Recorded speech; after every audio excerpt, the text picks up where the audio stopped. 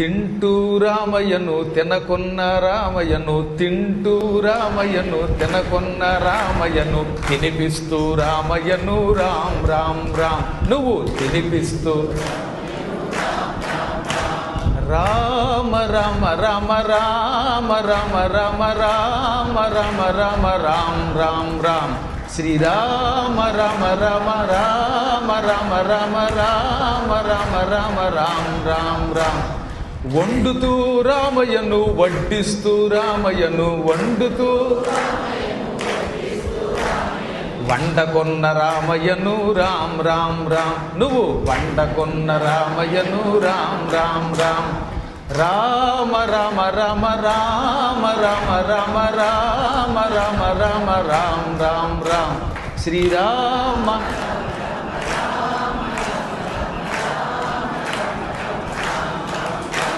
నవ్వుతూ రామయ్యను నవ్వకొన్న రామయ్యను, నవ్వుతూ నవ్విస్తూ రామయ్యను రామ్ రామ్ రామ్. నువ్వు నవ్విస్తూ రామయ్యను రామ్ రామ్ రామ్. ఏడుస్తూ రామయ్యను ఏడవకొన్న రామయ్యను, ఏడుస్తూ రామయ్యను ఏడవకొన్న రామయ్యను, ఏడిపిస్తూ రామయ్యను రామ్ రామ్ రామ్. నువ్వు ఏడిపిస్తూ రామయ్యను రామ్ రామ్ రామ్. రామ రామ రామ రామ రామ రామ రామ రామ రామ రామ్ రామ్ రామ్. శ్రీరామ. రామ అనేది చాలా గొప్ప మంత్రం. రెండు మహామంత్రముల యొక్క కలయిక రామ అంటే. ఓం నమో నారాయణాయ, ఇది అష్టాక్షరీ మంత్రం. నారాయణ అష్టాక్షరీ మంత్రం. ఇందులో 5వ అక్షరం ఏమిటి? రా. ఈ రా తీసేస్తే ఆ మంత్రం అపార్థం ఇస్తుంది మనకి. ఆ అష్టాక్షరీ మంత్రంలో 5వ అక్షరం రా, దాన్ని తీశారు. నమశివాయ పంచాక్షరీ మంత్రం, ఇందులో ఉన్న మా తీసుకొచ్చారు. అది ఇది కలిస్తే రామః, అదనమాట రామమంత్రం. అంటే 2 మహామంత్రముల కలయిక రామశబ్దం. ఏకకాలంలో విష్ణువు శివుడు ఈ మంత్రంలో వచ్చారు. రస్సుకి ఆనందం కలగజేసి మహాయోగులకు కూడా పరవశత్వం కలిగించేవాడని అర్థం. అంత పవిత్ర నామస్మరణ ఇది. అది అందుకే అనేక మంత్రముల సారాంశం.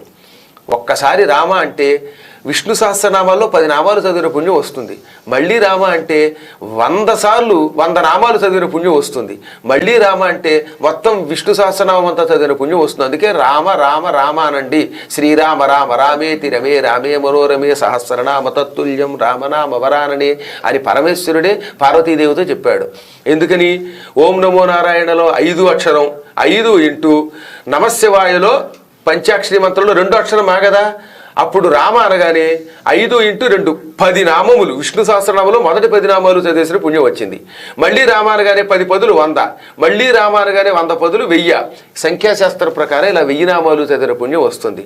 అసలు రామనామం జపం చేస్తే అగ్ని కూడా నీరు అవుతుందని ప్రహ్లాదుడు విష్ణు పురాణంలో చెప్పాడు. విష్ణు పురాణంలో ప్రహ్లాదుడిని నిప్పు గుండంలో వేశాడు హిరణ్యకశిపుడు. ఆ నిప్పుల గుండం నీరుగా మారిపోయింది. అప్పుడు హిరణ్యకశిపుడు తెల్లబోతుంటే, నాన్న నువ్వెందుకు తెల్లబోతావు?